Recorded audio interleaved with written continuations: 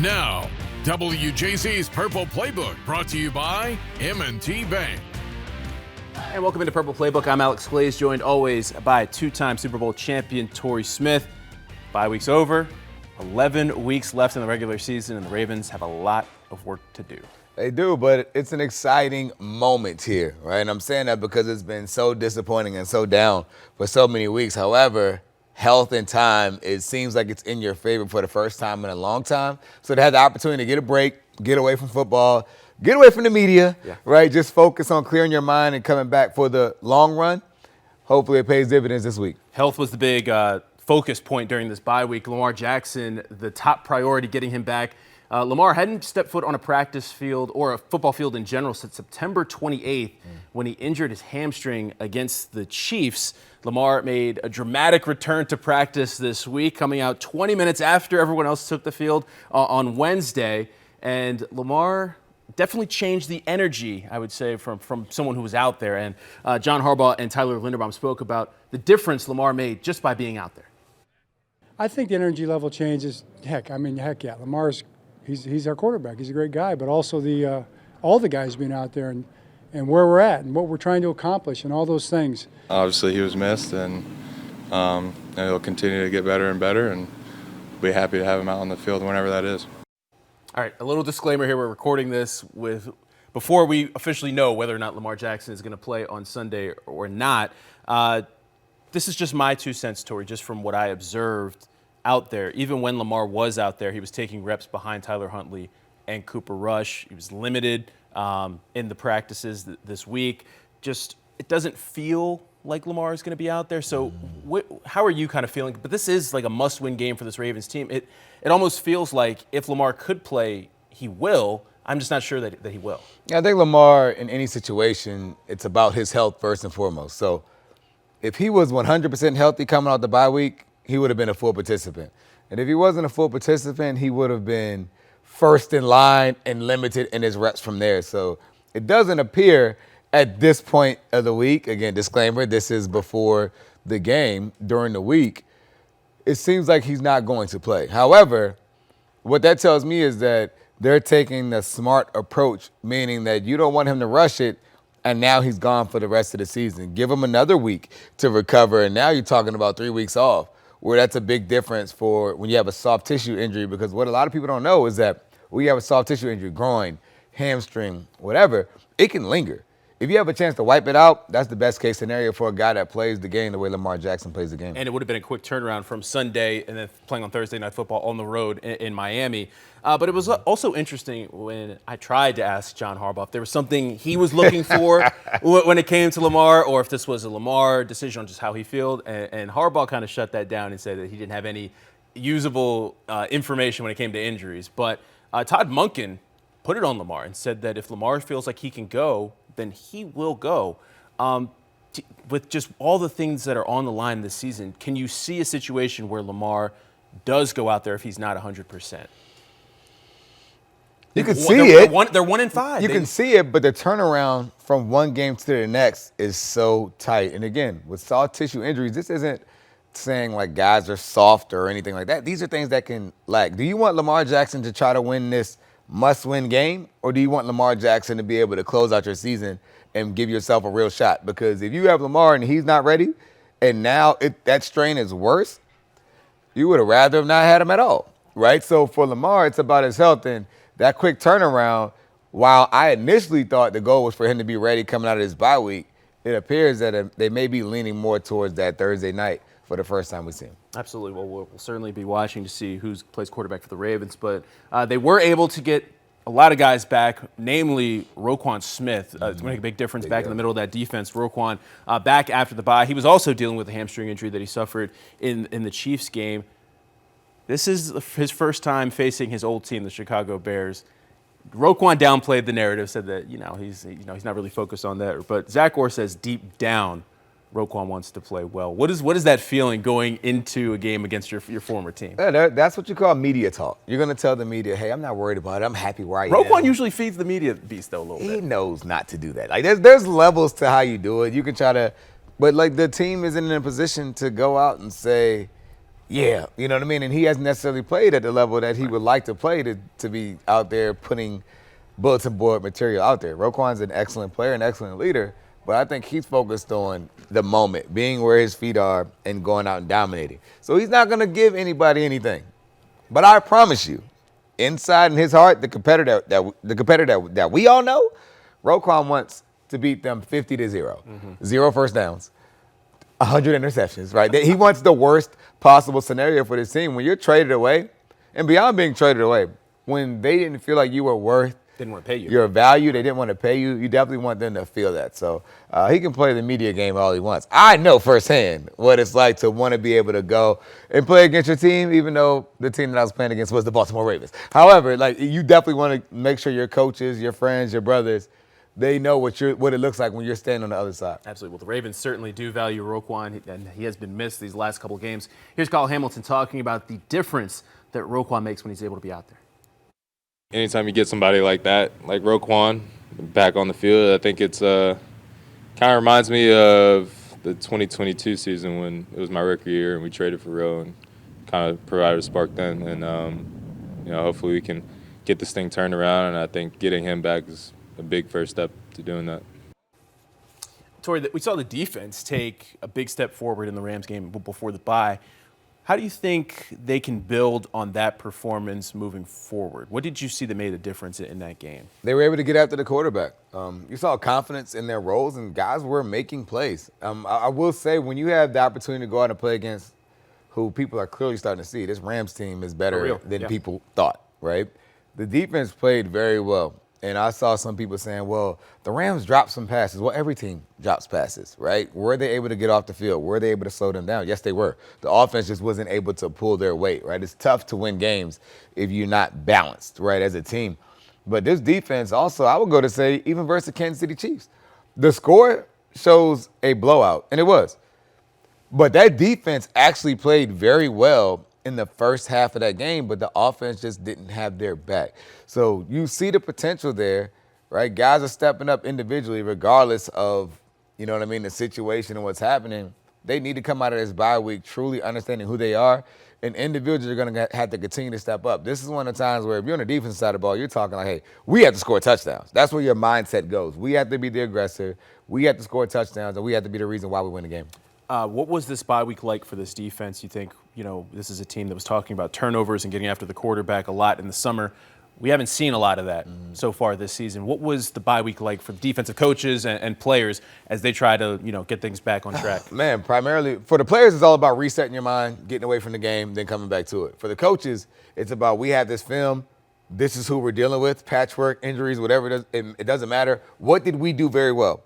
Who needs more opportunities, and how do we understand our personnel more? Because there's different phases when it comes to personnel. There's your team that you have on paper in the spring. There's your team that survives on through camp.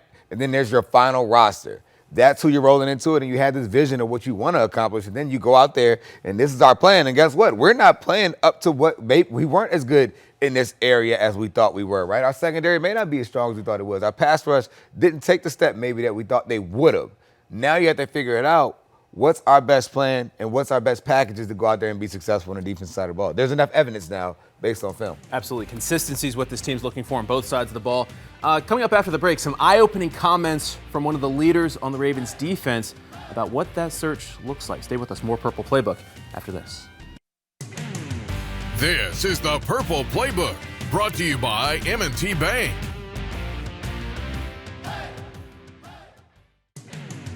The Winning Prognosis, brought to you by LifeBridge Health. Care bravely. And welcome back to Purple Playbook. Torrey, we were just talking about the consistency that this team is looking for. Just how tough is it as a player when you're in the middle of it to find that consistency if you don't have it right away? That's the magic thing, that it doesn't matter if it's youth football or the NFL. It is tough to figure out because I always say every play is a good play if it works, right? Defensively, it's a great play if it works. Offensively, it's a great play if it works. But what about our play? Are we matching that? So consistency is about doing the simple things right at a higher level than the other team, because guys are getting paid on the other side. That's the part that we forget as analysts sometimes and as fans, because we think, hey, this team should be better. Well, guess what? That team over there is fired up, and there are individuals that are trying to get to their next payday and win as well, right? And I think you're able to see that, but consistency has to come from within. It has to come from the standard that's placed on the team, and it has to come from consistent effort. And again, this year, up to this point, it's been up and down and very inconsistent, but we know this team is capable of doing it. It's just about playing at the standard, that relentless standard consistently. Absolutely. All right. Well, here we're going to hear from Marlon Humphrey with some eye-opening comments, I think, when asked about what this team needs to do when it comes to looking for that consistency. I've kind of given up on what we need to do. I'm putting all that in the coaches' hands. The coaches give us what we need to do, and we try to go from there. Biggest thing I'm trying to do is just to do my job, do my assignment, and kind of do my own independent studies, take what I have, take what the coaches have, try to go there Sunday, be the best version of myself, help the guys in whatever way I can. But to give the answer, I think we all been trying to figure that out for, really 5 games straight, however many we've lost, and so we're still searching for that. Hopefully we'll kind of figure out some things and get some wins. Always appreciate Marlon talking, because when he does talk, it's great. But that was eye-opening to me. A lot of me comments. Usually you hear guys talk about team, but he's putting it all on coaches and pretty much saying, as a leader of that defense, right?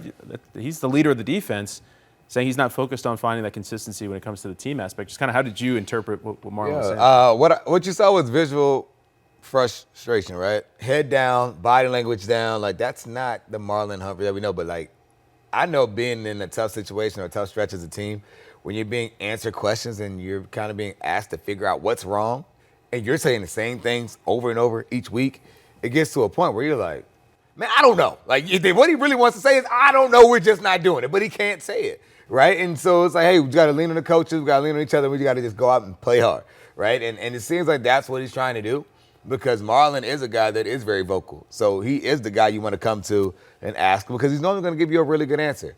That right there was a sign of just body language, just defeat. Like, listen, I don't have the answer. I've been saying the same thing for weeks, and I just got to focus on controlling what I can control. And I think that's ultimately right. But when it comes off that way, as somebody who you know is normally bubbly and very vocal, it can come off the wrong way to anybody reading it from the outside. To be fair, though, Marlon has said he doesn't. They've been trying to figure it out. He doesn't know. So Marlon answers pretty honestly. So I'm taking it kind of at face value for him when he's saying he's focused on himself. And to be fair to Marlon, this is an all-pro guy that probably isn't playing at the level that he thought he'd be playing at this year. Yeah, and again, it's tough, and then you got injuries involved with that. Like, that's the thing about football, man. If it went the way you wanted it to, it's just like life. Like, things will be beautiful, but it just doesn't go that way, and that's a part of the challenges and the journeys that you have to overcome as an individual person, but also as a team. And so for this team, this is a gut check moment, right?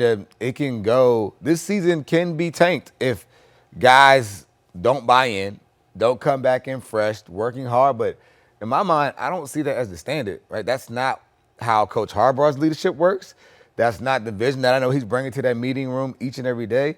When you talk about the players on this team, this is a very competitive team, right? I mean, beginning of the year, I'm going to consistently remind people that at the beginning of the season, before all of these injuries, there were people that believed this was the best Ravens team ever on paper, right? And so when people say that out loud, right, and you see it and you know it's there, you have to make sure that you remember those guys were still there and they were capable. Yes, you lose Namadi Matabike. Yes, you lose a lot of your guys, but at the end of the day, we knew going into it was a 17-game season with the hardest part being in the front.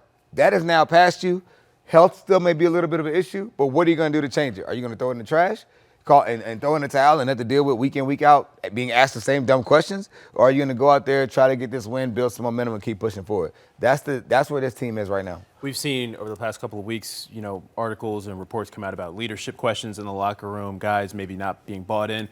Have you ever been in a situation, because we know you've been on the other side where, everyone's all in on the team, but have you been in a situation where, there's a lot of individuals that posture as a team and it's just not working? What does that look like? And do you see that with this team? I don't see that with this team because it's still too early, right? But listen, been on 2 really, really, really bad teams, right? And this is not a knock against San Francisco because the ownership, the organization was awesome. We just stank, right? We were terrible. But it was from within, right? Our practices, we had guys that weren't practicing hard.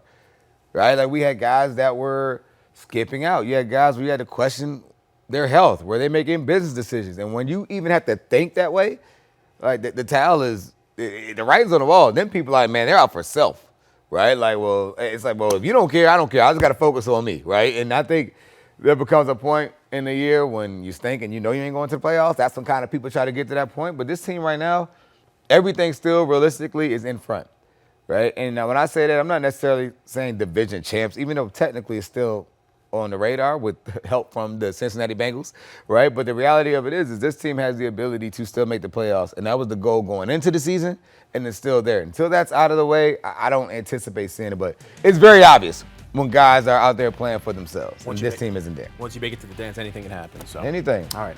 We're going to take a quick break. When we come back, we're going to play Something or Nothing and talk about shots made on social media between a coach and his former player. Stay with us. More Purple Playbook after this. This is the Purple Playbook, brought to you by M&T Bank.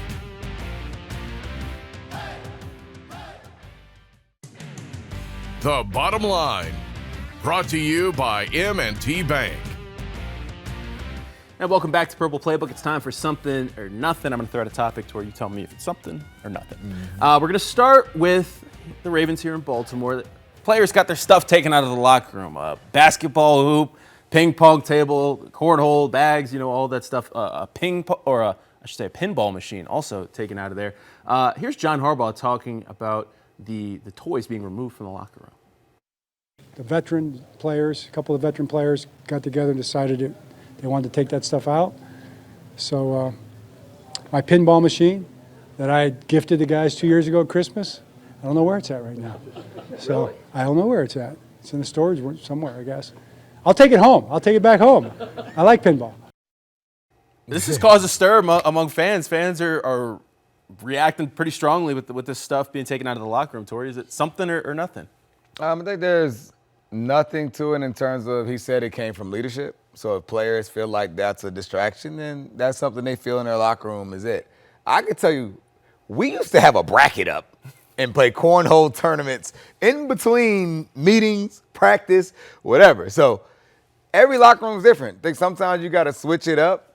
But for any fan that believes, yeah, that's what they should do, they're not focused, I just want to let you know, when we went to the AFC Championship and we went to the Super Bowl and won it, we had full-blown playoffs.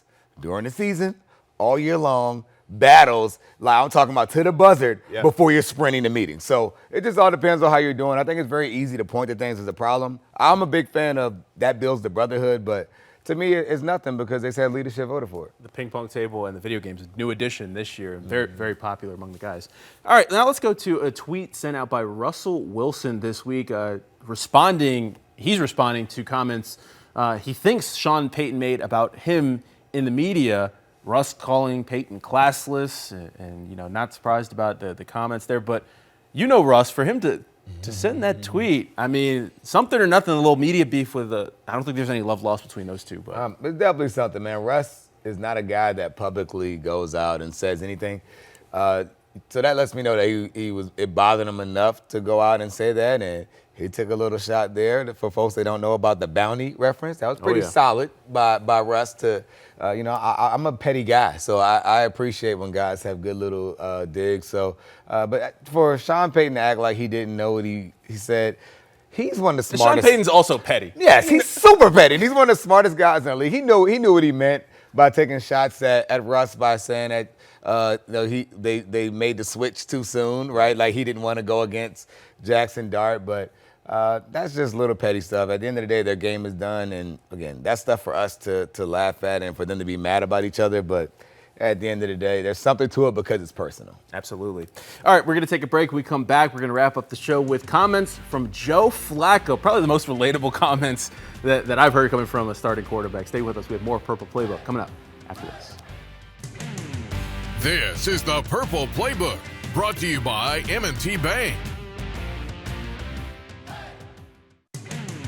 Now, WJC's Purple Playbook, brought to you by M&T Bank. Welcome back to Purple Playbook. As we wrap this up, we got to wrap it up with, I think, the best quote of the week, best soundbite of the week. and it's coming from Bengals quarterback Joe Flacco talking about being in the current situation and now being away from his family and his kids. I tell people all the time. I mean, I used to see guys sitting at a bar by themselves, or just sitting by themselves eating and grabbing a little meal, and I'm like, man, I feel so bad for that guy. Like, you almost want to go join him. And now I realize, like, that dude was in heaven. He did say that he does love being around his kids and he does miss them, but I mean, I don't have kids, but I can relate to that feeling. I'm sure. I love it. I absolutely love it. When I left Baltimore, was in San Francisco, and even when I was in Carolina, my wife and kids, they never were there in the off season. So like, my wife's a picky person. She can never figure out what she wants to eat. So I can go try new restaurants. I can go sit by myself, be on my phone, entertaining myself, feeling great. I think everyone needs their alone time. I used to think it was a little socially awkward at first, but at the end of the day, it was some of the best moments of my life. And I enjoy when I get a chance to just be by myself, have freedom of choice, and no noise. I was gonna say, once you get past that, then you just chat it up with the bartender or nobody. Or just sit there and be on your phone and just feeling great. Just like, man, look at me by myself. It's a beautiful thing sometimes. The quietness, I'm sure. I don't have kids, so I can't relate. So I'm sure you appreciate the quiet moments a little bit more. Absolutely. When you do. The quiet moments and the power of choice. That's awesome. All right, well, that'll do it for this week's Purple Playbook. For Torrey Smith, I'm Alex Glaze. We do this show every week. We will be back next week as well, as the Ravens hopefully are still in the mix of this thing after Thursday night football. A little short week for this Ravens team. They got the Bears on Sunday and the Dolphins on Thursday. So a lot to talk about next week. That'll do it for us this week. We'll be back. See you there.